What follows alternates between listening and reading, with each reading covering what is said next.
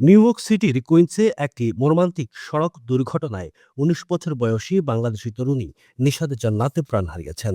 গত রবিবার রাতে কর্মস্থল থেকে বাড়ি ফেরার পথে উডসাইড এলাকায় একটি আবর্জনা বহনকারী ট্রাকের ধাক্কায় এই শোকাবহ ঘটনাটি ঘটে।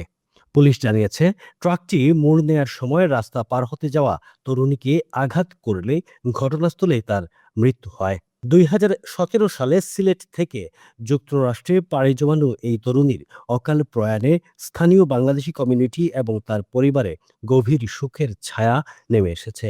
ঘটনার পর ট্রাক চালক পুলিশের সাথে সহযোগিতা করেছেন এবং কর্তৃপক্ষ বর্তমানে পুরো বিষয়টি নিয়ে তদন্ত চালিয়ে যাচ্ছে।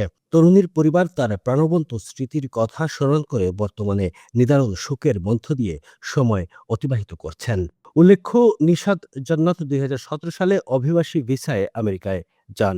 তার দেশের বাড়ি বাংলাদেশের সিলেট জেলার গোলাপগঞ্জ উপজেলার ঢাকা দক্ষিণ রায়গড় এলাকায়। দেশীয় সবজির স্বাদ উপভোগ করুন ইফকো ব্র্যান্ডের সঙ্গেই থাকুন।